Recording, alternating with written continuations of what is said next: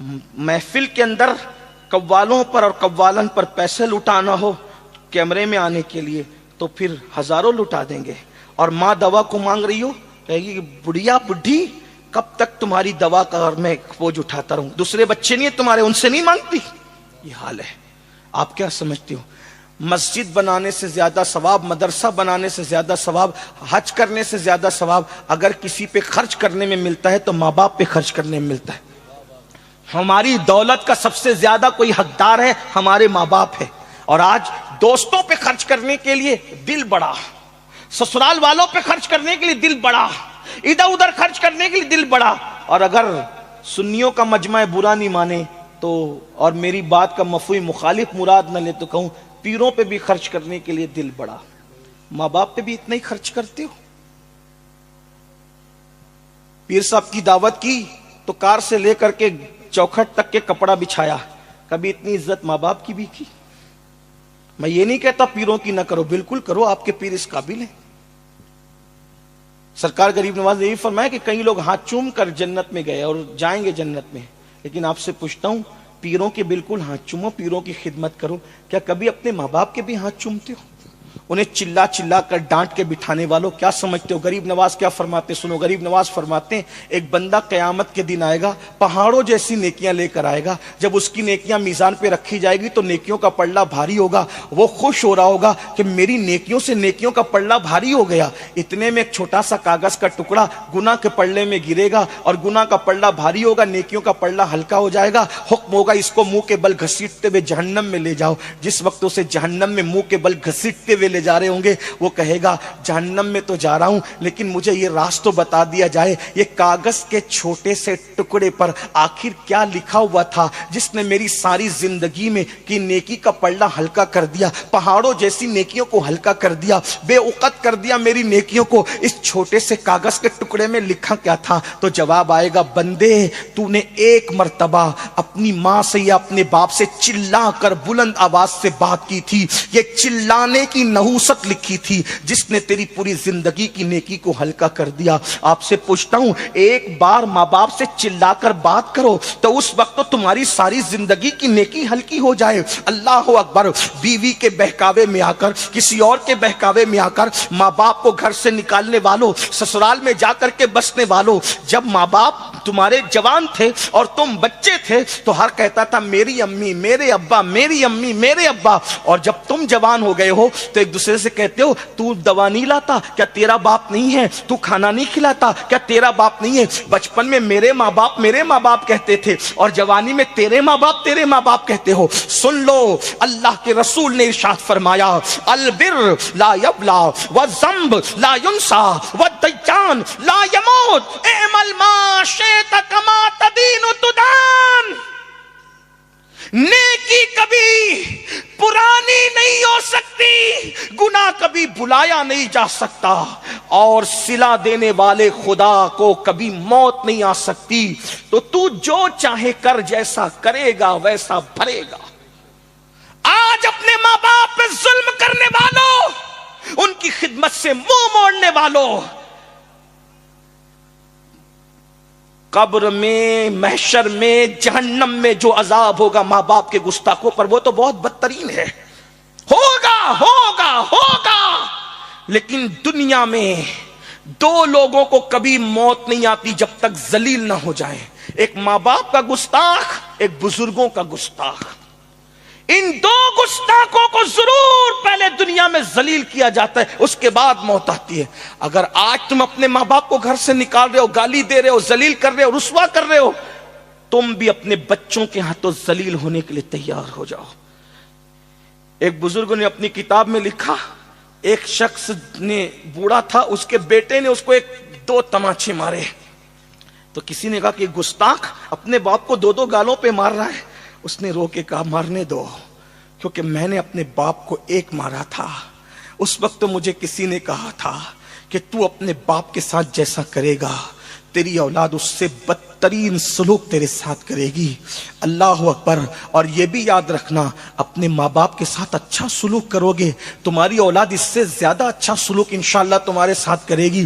ماں باپ کی دعا لو. ہر کامیاب انسان کے پیچھے ماں باپ کی دعا ہے. سب کے پیچھے بھاگنے والوں یہ دعا کر دو, وہ دعا کر دو, وہ دعا کر دو, یہ تعویذ دے دو, یہ بلا دور ہو جائے, یہ بندش کر دو, یہ ایسا کر دو. وہ نادان, تیرے گھر میں دعا کا خزانہ موجود ہے. اپنے ماں باپ سے دعا لے.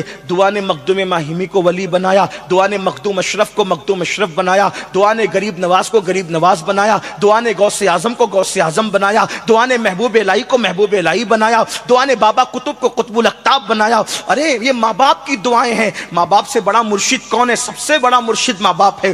جب یہ دعا کرتے, ان کی دعا میں کوئی ریاکاری نہیں, ان کی دعا میں کوئی مکاری نہیں, ان کی دعا میں کوئی اللہ اکبر دکھاوا نہیں. آقا ارشاد فرماتے ہیں جب ماں دعا کرتی ہے جملے بھی پورے نہیں ہوتے, اللہ قبول کر لیتا ہے. سبحان اللہ. یہاں تک فرمایا پوری کائنات کسی کے لیے بد دعا کرے اور تنہا اس کی ماں اس کے لیے دعا کرے, کائنات کی بد دعا رد ہوگی, ماں کی دعا قبول ہوگی. اور پوری کائنات بد دعا کرے, پوری کائنات دعا کرے اور تنہا ماں بد دعا کر دے, کائنات کی دعا رد کر دی جائے گی, ماں کی بد دعا قبول کر لی جائے گی.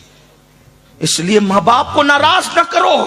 آئیے ایک بات بس کرتا ہوں, پھر اینڈ کی طرف, اختتام کی طرف چلتے. میں نے کہا تھا شارٹ کریں گے, لیکن باپو نے اتنا لمبا عنوان دے دیا, کئی عنوانات سمیٹنے پڑ رہے ہیں. میں اپنی بات پوری کرنے لگا ہوں. ماں باپ ہوتے, ان کا پیار خالص ہوتا ہے. دیکھو ایک بات آپ سے کہوں, سب لوگ ہماری صفات سے محبت کرتے ہیں, ہماری ذات سے کوئی محبت نہیں کرتا. لیکن ماں باپ وہ ہے, وہ ہماری صفات سے نہیں ذات سے محبت. مثال کے طور پہ نور میاں کو آج کیوں بلایا گیا یہاں جلسے میں؟ کیونکہ نور میاں مقرر ہے, یہ صفات ہے. سید محمد قادری صاحب کو کیوں بلایا گیا؟ کہا بڑے شاعر ہیں, بڑے نیک انسان ہیں, بااخلاق ہیں, صفات ہے. سہیل باپو کو کیوں؟ اچھے ناظم ہیں, صفت. معین کو کیوں بلایا گیا؟ اچھا نعت خواں, اس لیے. اور بھی لوگوں کو ہے نا. آپ مجھے بتائیں, یہ نعت خواں نہ ہوتے, یہ خطیب نہ ہوتے, وہ خلیق نہ ہوتے, یہ ناظم نہ ہوتے, اور ان کی ناک بہ رہی ہوتی, تو کیا یہ لوگ ان کو بلاتے؟ یا کہ کوئی کھڑے کھڑے پیشاب کرتا تو لوگ بلاتے, بستر میں پاخانہ کرتا تو لوگ بلاتے؟ پتا چلا لوگ صفات سے محبت کرتے ہیں, ماں باپ ذات سے محبت کرتے ہیں. جب تم کچھ بن گئے تو لوگوں نے تمہیں چاہا.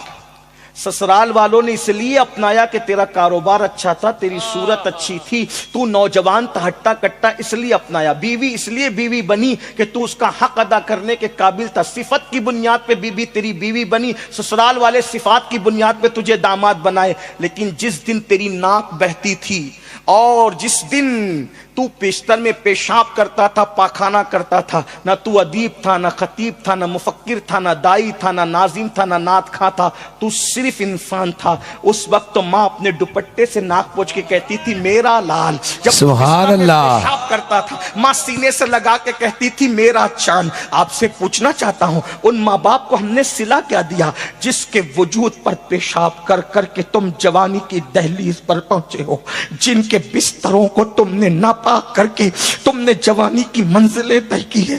آج ان ماں باپ کو آنکھیں دکھاتے ہو, آج ان ماں باپ کو دھوکہ دیتے ہو. سن لو, کتے کا دل دکھانے والا بھی ذلیل ہوتا ہے.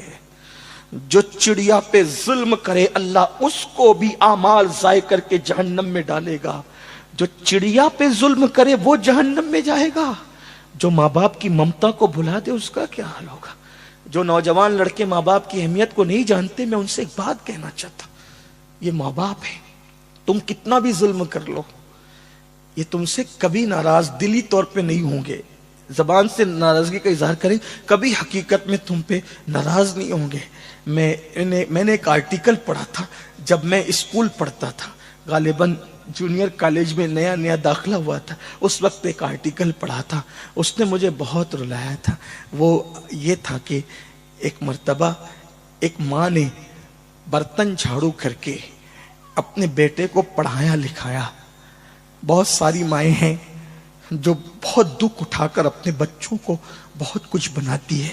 ایک مفکر نے کہا تھا, ایک ماں اپنا پورا شباب لٹا دیتی ہے، ایک باپ اپنا پورا شباب قربان کر دیتا ہے جب بچہ کہیں جا کر کچھ بنتا ہے۔ ماں باپ نچوڑ دیتے ہیں اپنا شباب۔ یہاں وہ وقت نہیں کہ میں ماں باپ کے عنوان پہ گفتگو کروں، لیکن محض چشمے تصور سے ایک مفکر نے آسمان کی طرف دیکھا تو اس نے کیا دیکھا کہ ملائکہ اللہ سے مکالمہ کرتے ہوئے کہتے ہیں، اللہ ممتا کسے کہتے ہیں؟ توجہ، محض چشمے تصور سے ایک مفکر نے دیکھا، پوچھا، فرشتے خدا سے پوچھ رہے ممتا کسے کہتے ہیں؟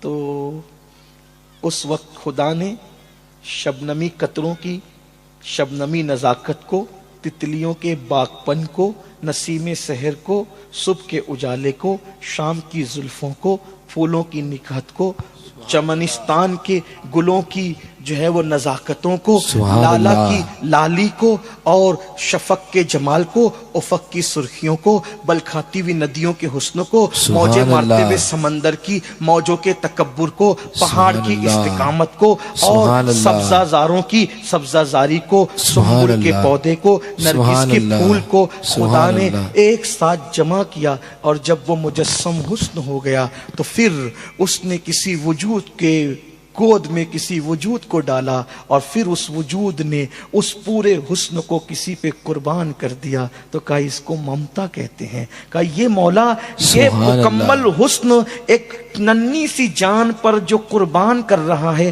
یہ حسن کیا ہے اور وہ کیا ہے؟ تو ارشاد ہوتا ہے یہ مکمل حسن کو ماں کہتے ہیں، اور اس قربانی کو بچے پہ قربان کر دینے کو ممتا کہتے ہیں۔ یہ وہ رشتہ ہے کہ ہر رشتہ کٹ سکتا ہے، ٹوٹ سکتا ہے، یہ رشتہ اتنا مضبوط ہے نہیں کٹ سکتا، بلکہ جرات کر کے کہہ رہا ہوں خدا سے بندے کا رشتہ نہیں ٹوٹ سکتا، اور اس کے بعد یہ خدا کا کرم ہے کہ ماں باپ سے اولاد کا رشتہ کبھی نہیں ٹوٹ سکتا۔ توجہ، دوست میں جھگڑا ہو گیا، اس نے کہا تو میرا دوست نہیں، ختم بات، صحیح۔ بھائی میں جھگڑا ہو گیا، تو میرا بھائی نہیں، نام لے کے پکارے گا، وہ ساجد ایسا کرتا، عبداللہ ایسا کرتا، عبد المصطفیٰ، توڑ دیا نا رشتہ۔ اسی طرح بیوی سے جھگڑا ہوا، رشتہ توڑ دیا۔ لیکن آپ سے پوچھتا ہوں، ماں باپ سے کتنا بھی لڑ لو، جب بات آئے گی تو کیا کہو گے؟ میری امی نے ایسا کیا اور میرے ابا نے ایسا کیا۔ جب بھی بولو گے تو ان کو کیا بولو گے؟ میری ماں باپ ہی بولو گے۔ ماں باپ کے سوا کچھ اور بول سکتے ان کو؟ سوچو تو صحیح، کتنی ممتا اس میں ہے۔ تو عرض یہ کر رہا تھا کہ ایک ماں نے برتن جھاڑو کر کے محنت مشقت کر کے بیٹے کو پڑھایا، بھول یہ ہو گئی، دنیا ہی دنیا پڑھا دیا مالداری کے چکر میں، دین نہیں پڑھایا۔ مائیں اور بہنیں موجود ہیں تو میں ان سے کہتا ہوں ڈاکٹر بناؤ، ٹیچر بناؤ، انجینئر بناؤ، لائر بناؤ، یہ بناؤ وہ بناؤ، سب بناؤ، لیکن پہلے مسلمان بنانا اپنے بچوں کو۔ کیوں؟ ڈاکٹر بنانا فرض نہیں، انجینئر بنانا فرض نہیں، لائر بنانا فرض نہیں، جج بنانا فرض نہیں، لیکن بچوں کو مسلمان بنانا فرض ہے۔ اگر مسلمان نہیں بنایا تو جہنم میں جلنے کے لیے تیار ہو جاؤ۔ ماں نے بنا دیا، پڑھا لکھا دیا، شادی کر دی، اچھے گھرانے میں شادی ہو گئی، پڑھی لکھی بہو آئی، تو بہو تو ساس کو موجنے کے لیے گننے کے لیے تیار نہیں تھی۔ بہو نے بیٹے سے کہا دیکھو جی، بچہ پیدا ہو گیا، تمہاری ماں کو اب میں برداشت نہیں کر سکتی، یہ تمہاری ماں کھانستی ہے، اس کو کچھ شعور نہیں ہے، یہ جاہل ہے، ان پڑھ ہے، ایسا ہے ویسا ہے، میں اس کا بوجھ نہیں اٹھا سکتی۔ اچھا پھر یا تو اپنی ماں کو رکھو یا تو مجھے رکھو، کیا فیصلہ کرنا ہے؟ ظالم بیٹے نے فیصلہ کیا ماں کا انتظام ہو جائے گا۔ ایک لوتا بیٹا تھا، ماں نے برتن جھاڑو کر کے پڑھایا تھا، محنت سے پڑھایا تھا۔ کاش کہ میرے دل کا درد، میں کوئی خطابت نہیں کر رہا ہوں، خطابت تو ہو چکی، کاش کہ میرے دل کا درد میری قوم کے جوان محسوس کر لیں۔ کتنی محنتوں سے کسی کی جوانی اجڑتی ہے نا، جب کوئی جا کر جوان ہوتا ہے۔ ماں اپنے جگر کا لہو ایک بچے کے حلق میں دودھ کی شکل میں منتقل کرتی ہے جب کوئی جا کر کے جوان ہوتا ہے۔ ایک باپ سردی، گرمی، برسات کچھ بھی دیکھے بغیر اپنا پورا شباب کسی پر نچھاور کر دیتا ہے جب کوئی جا کر کے جوان ہوتا ہے. مگر ظالم بیوی کے کہنے پہ ظالم شوہر نے کہا ماں کا انتظام کر دیں گے. اور اس نے ایک دن ماں سے کہا امی میں تمہیں آج کہیں گھمانے لے جانا چاہتا ہوں. ماں نے پہلی بار بیٹے سے سنا، ہمیشہ تو بیوی کو لے جاتا ہے، آج پہلی بار مجھے لے جا رہا ہے. ماں بڑی خوش ہوگی، اس کی تو عیدوں کی عید آ گئی. آج کار میں بیٹھی، کپ کپاتے ہوئے پیروں کو کار میں رکھا، وجود کانپنے لگا. اور اس کے بعد کار میں بیٹھی، بیٹا بات کرنے کو تیار نہ تھا. ایسے میں ایک اولڈ ہاؤس بڈھے گھر کے پاس لے گیا، وہاں ماں کو زینے پہ بٹھایا. اب بٹھا کے کہا ماں دیکھو میں چلتا ہوں، دیر نہیں کر سکتا کیونکہ کوئی دیکھ لے گا. ماں میری بیوی کہتی ہے کہ وہ تمہارے ساتھ نہیں رہ سکتی، اس لیے میری بیوی اپنا گھر بچانے کے لیے، یہ اولڈ ہاؤس ہے، بڈھا گھر ہے، یہاں عورتیں، بڑے میاں بوڑھی عورتیں، بوڑھے مرد یہاں رہتے ہیں، اب تم کو یہاں رہنا ہے. اچھا میں چلتا ہوں، ٹھیک ہے. یہ کہہ کے کار میں بیٹھا. ماں کی تو دنیا اجڑ گئی. ماں کی تو دنیا، اس کا تو سب کچھ اس کا بیٹا تھا. ایک بات آپ سے کہوں، میرے قائد نے مجھے ایک جملہ کہا تھا، اولاد کو بڑھاپے کا سہارا بنانے کی بجائے اولاد کو آخرت کا سہارا بنانے کی کوشش کرو. سبحان اللہ. اگر آخرت کا سہارا بنانے کی کوشش کر کے اس کو تم نے دیندار بنا دیا تو وہ بڑھاپے کا سہارا خود بخود بن جائے گا. کیا ہوا؟ ماں تو دیکھتی رہ گئی، کار چلی گئی، غبار کار بھی نظر نہیں آیا. بیٹھی بیٹھی رو رو کر دوپٹے سے آنسو پوچھ رہی تھی کہ ایسے میں اولڈ ہاؤس کے ذمہ داروں کی نظر پڑی، کوئی نیا مہمان آیا ہے. آنے کے بعد آ کر کے لوگ بیٹھ گئے. ماں تمہارا نام کیا ہے؟ یہ نام ہے. اچھا تمہیں یہیں رہنا ہے؟ ہاں مجھے یہاں چھوڑ کے جایا گیا ہے، اب یہیں رہنا ہے. ماں تمہاری کوئی اولاد ہے؟ ہاں ایک لوتا بیٹا ہے. ماں اس کا نام بتاؤ نا. نام کیا ہے؟ نہیں بتاؤں گی. ماں نام بتاؤ، کیونکہ اگر کبھی کچھ ہو گیا کم سے کم اس کو کوئی اطلاع تو ہم کر سکیں. نام بتاؤ. بتاؤ وہ کہاں رہتا ہے، نام بتاؤ. نہیں بتایا. نام بتاؤ. نہیں بتایا. ماں جی نام بتاؤ. کسی نے لقمہ بیچ میں دیتے ہوئے کہا ماں جی کو ابھی ابھی گھر سے نکالا ہے نا، اس لیے ماں اتنی ناراض ہے کہ اپنے بیٹے کا نام بھی نہیں لینا چاہتی. فوراً انجام کی پرواہ کیے بغیر آنکھیں پھاڑ کر کے کہا خبردار، میرے بیٹے کے خلاف اگر ایک جملہ بھی کہا تو، میرے بیٹے کے خلاف ایک جملہ بھی کہا خبردار، کچھ مت کہنا، چپ رہو، اسے کچھ نہ کہو. ماں جی جب بیٹے سے اتنا پیار ہے تو نام کیوں نہیں لیتی؟ کہتی میرا بیٹا بڑا مالدار بھی ہے، بڑا پڑھا لکھا بھی ہے، پورے شہر میں نامور بھی ہے، تم لوگ اس کو پہچانتے ہو. میں اس لیے نام نہیں لے رہی ہوں کہ اگر نام لے لوں گی تو میرے بیٹے کی عزت چلی جائے گی. اللہ. اب بھی میں اپنے بیٹے کی عزت کو بچانا چاہتی. یہ ہوتی ہے ماں. آج اپنے ماں باپ پہ ظلم کرے. پسند کی شادی کا بھوت اتنا سوار ہے آج کے لڑکے اور لڑکیوں کو کہ ماں باپ کو چھوڑ کے، یاد رکھو ماں باپ کو ناراض کر کے مسجد جاتے ہو تو اللہ تمہارے سجدوں کو تمہارے منہ پہ مار دیتا، رد کر دیتا ہے. ماں باپ کو ناراض کر کے حج کرتے ہو، اللہ حج کو رد کر دیتا ہے. ماں باپ کو ناراض کر کے جن کا حج اور نماز قبول نہ ہو ان کی شادیوں میں برکت کیسے ہو سکتی ہے؟ اپنے ماں باپ کو خوش کرو، راضی کرو، ان کی دعا لو، اس لیے کہ وہ تمہارے سب سے بڑے مرشد ہے.